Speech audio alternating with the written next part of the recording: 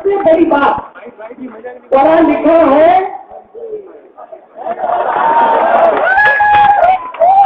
आजकल तो क्या है कि हमें पैसा बहुत होता है, अगर पढ़े लिखे भी नहीं हुए तो चल जाता है। परंतु मुझे बड़ी खुशी है कि हमारे दोनों मिल गया, हमारे पढ़े लिखे भी है और कोई कम नहीं है, आपके साथ खड़े होंगे कंधे से कंधा लगाकर और अपना काम करने में पीछे नहीं हटेंगे। पीपी साहब, ये अरे मुझे अच्छा जल्दी जाते कि भाई बात कर रहे, मैं तो ना ही नहीं, मुझे तो इतना ही मालूम है कि भाई मेरे को चाहिए एक ऐसा व्यक्ति जो मेरा काम ऊपर तक ले जा सके, मेरे को चाहिए एक ऐसा व्यक्ति जो हमारे क्षेत्र के लिए, राजस्थान के लिए जुड़ सके। जी हाँ, पूर्व मुख्यमंत्री वसुंधरा राजे आज पाली में कांग्रेस प्रत्याशी पर कटाक्ष कर रही थी। आपने सुना किस तरह से उन्होंने मुख्यमंत्री अशोक गहलोत द्वारा कही अनपढ़ वाली बात का जवाब अपने प्रत्याशी के लिए पढ़े लिखे और ईमानदार छवि वाला बताकर कही। मुख्यमंत्री आज केंद्रीय मंत्री और पाली सांसद पीपी चौधरी की नामांकन सभा में पहुंची। वैसे पीपी चौधरी ने अपना नामांकन सुबह 11 बजे ही दाखिल कर दिया था। उनके साथ नामांकन दाखिल करवाने के लिए जोधपुर सांसद गजेंद्र सिंह शेखावत, बीजेपी के प्रदेश उपाध्यक्ष ओंकार सिंह लखावत, पूर्व मंत्री और बाली विधायक पुष्पेंद्र सिंह राणावत, पाली विधायक ज्ञानचंद तारक, सोजत विधायक शोभा चौहान मौजूद रहे। विवेकानंद सर्कल पर आयोजित सभा में बीजेपी के प्रदेश स्तर के नेता मौजूद रहे। पूर्व मुख्यमंत्री वसुंधरा राजे के आने के बाद जनसभा में मोदी मोदी के नारे लगे और पूर्व मुख्यमंत्री के साथ सेल्फी लेने का दौर चल पड़ा। इसके अलावा बीजेपी के अलग अलग संगठनों की ओर से पूर्व मुख्यमंत्री का भारी माला पहनाकर स्वागत भी किया गया। मंत्री और सांसद पीपी चौधरी ने पाली में एक बार फिर बीजेपी का परचम लहराने का आह्वान किया और कांग्रेस सरकार को जमकर निशाने पर लिया। पीपी चौधरी ने कांग्रेस के घोषणा पत्र के वादों पर भी निशाना साधा और कांग्रेस के बहकावे में नहीं आने की अपील की। पूर्व मुख्यमंत्री वसुंधरा राजे ने पाली की जनता का आभार जताया और कहा कि मैं पाली की जनता की ऋणी हूं, जिन्होंने विधानसभा चुनाव में पाली से बीजेपी को 6 में से 5 सीटें जितवाकर यह बता दिया है कि हमारी सरकार के कामों से पाली के लोग संतुष्ट थे। पूर्व मुख्यमंत्री और सांसद पीपी चौधरी ने क्या कहा आपको सुनाते हैं। आपसे गुजारिश है आप हमारे चैनल को सब्सक्राइब करना न भूलें और हमारे वीडियो को लाइक शेयर जरूर करें। धन्यवाद। एक व्यक्ति जिसने मंत्री के रूप में सेवा की, एक व्यक्ति जो खूब ईमानदार है, मेहनती है, सरल है और लोगों के बीच में जाने से कतराता नहीं है, ये बहुत बड़ी चीज है। और सबसे बड़ी बात, पढ़ा लिखा है,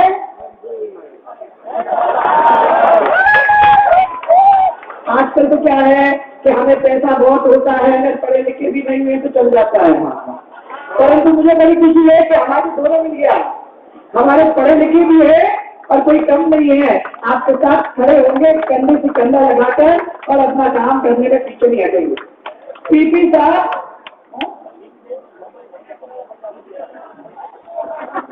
ये अरे मुझे अच्छा जल्दी जाते कि भाई बात कर रहे,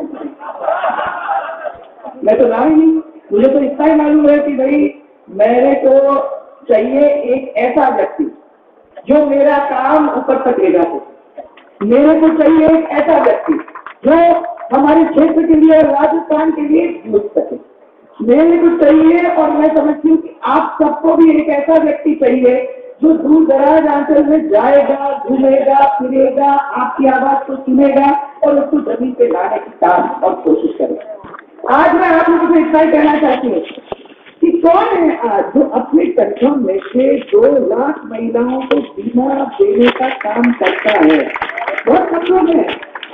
मैं तो जानती हूँ कि आज आपने ये कांग्रेस के घोषणा पत्र को पढ़ा है।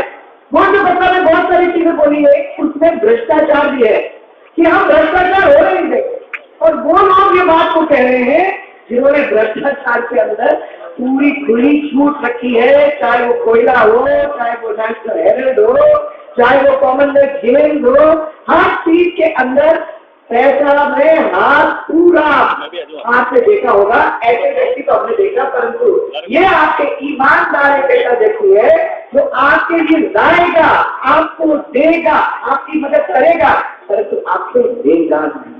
ये बहुत बड़ी बात है। आपने ट्रेन की सेवा करवाई, ये जानते हैं कितने ट्रेन की करवाए? बताओ भैया, ट्रेन की सेवा करवाए ना? ऐसे ही नहीं लिखा है, वहां भी करवाया है, करवाया है, और स्टेशनों का विकास भी करवाने में कोई कमी नहीं छोड़ी है। अरे पाली में इनके साथ मिलकर हम लोगों ने नया मेडिकल कॉलेज खोलने का काम कर दिया है। मैं समझती हूँ कि 7 मेडिकल कॉलेज पूरे राजस्थान के अंदर बने। अगर डीजी साहब मेरे लिए दौड़ते भागते और चिल्लाते नहीं दिल्ली के अंदर, तो शायद इतनी जल्दी आपका वो मेडिकल कॉलेज खड़ा नहीं होगा। पाली के अंदर CSR के द्वारा, अब लोग कह सकते हैं कि ये बहुत ज्यादा कुछ बड़ी बात नहीं है, परंतु मैं समझती हूँ कि कोई मेहनत करे, कोई जाए, कोई CSR लाए और उसके को इस्तेमाल करते हुए गांव-गांव के अंदर बिजली लाने का काम करे, वो अपने आप में भी बहुत बड़ी बात है साहब। और मैं समझती हूँ कि आपको बहुत बहुत मैं धन्यवाद देना चाहूंगी। आपको अगर नहीं दिखाया होता गडकरी जी के पास, तो गडकरी जी आप जानते हो कि जल्दी जल्दी काम कराते हैं, परंतु अपने लिए एक आदमी चाहिए जो पढ़ा लिखा हो, जो उसको समझता हो, जो जानता हो कि राष्ट्रीय राजमार्ग क्या होता है और नेशनल हाईवे क्या होता है, वो तो समझे और समझ के उनके साथ बात करे और बात करके उनको लाने की कोशिश करे। ऐसा आपने यहाँ किया। 9,000 करोड़ के 6 राष्ट्रीय राजमार्ग बन चुके और 1521 करोड़ की लागत से हम लोगों ने अपने स्टेट हाईवे बनाने का काम किया है। उसके लिए मैं आपको बहुत बहुत धन्यवाद देना चाहता हूँ।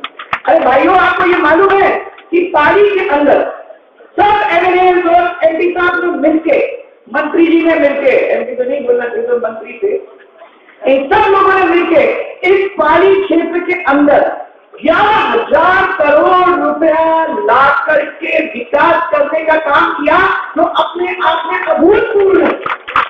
और मैं आपको बता दूं कि कांग्रेस का अगर रिकॉर्ड दे लेते हो तो 3,000 करोड़, कहां उनके 3,000 करोड़, कहां 11,000 करोड़ रुपया इन लोगों ने मिलकर आपके क्षेत्र के अंदर लाके और आपके अंदर काया पलट करने का काम किया।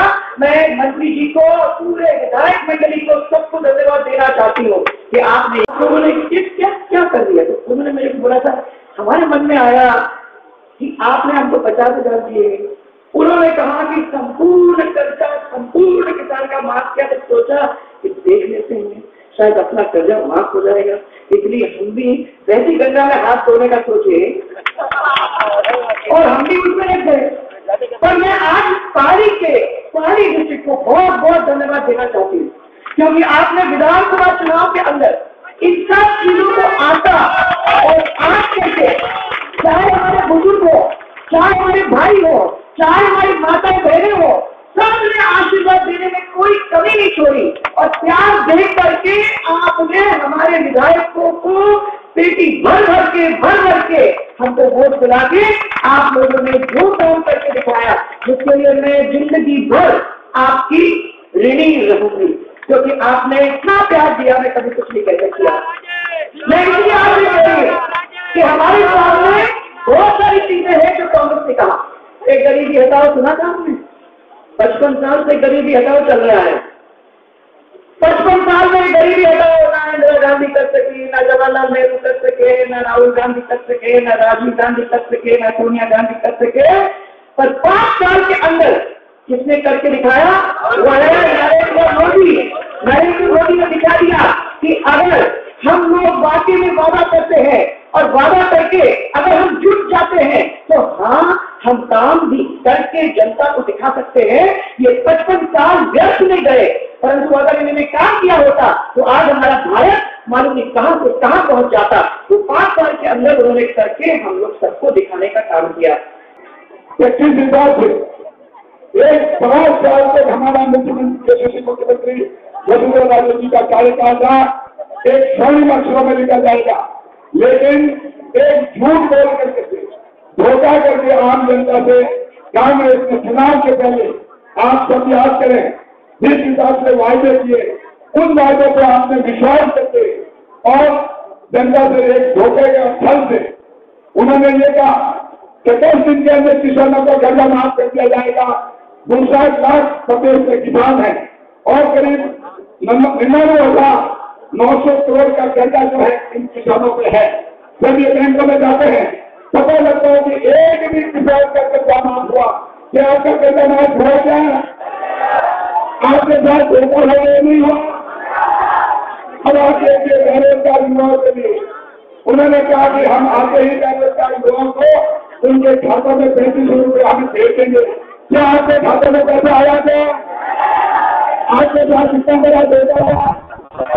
और इसको सबक सिखाना है लोकसभा के चुनाव में कांग्रेस को कि किस तरह से उन्होंने धोखा करके राजस्थान में सरकार बनाई।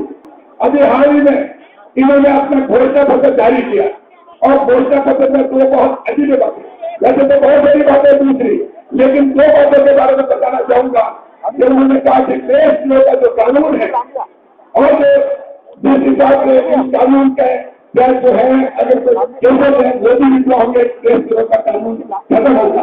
इसका मतलब क्या हुआ कि अगर हिंदुस्तान में पाकिस्तान जिंदाबाद के नारे लगे, हिंदुस्तान में हिंदुस्तान मुर्दाबाद के नारे लगे, तो कांग्रेस वाले ये कहते हैं कि इस तरह का कानून नहीं होना चाहिए, उन पर कार्रवाई नहीं होनी चाहिए। और इसका परिणाम क्या हुआ? पाकिस्तान में कांग्रेस के घोषणा पत्र पर तालियां लगी। ये हाल है कांग्रेस का। और यही नहीं, उनका मानना है कि श्रीनगर में जो सेना है उसको हटा दी जानी चाहिए, जिससे कि आतंकवादी गतिविधियां है देश में वापस शुरू हो जाए। लेकिन ये सारा देखते हुए हमारे प्रधानमंत्री जी को जो पूरे विश्व में भारत का मान और सम्मान बनाया है और पूरे विश्व में एक पहचान मिली है और पूरा विश्व मान गया है कि भारत एक शक्तिशाली देश है। अमेरिका और इजराइल के बाद में अगर घर में घुस के मानने की किसी को क्षमता है तो वो भारत में है।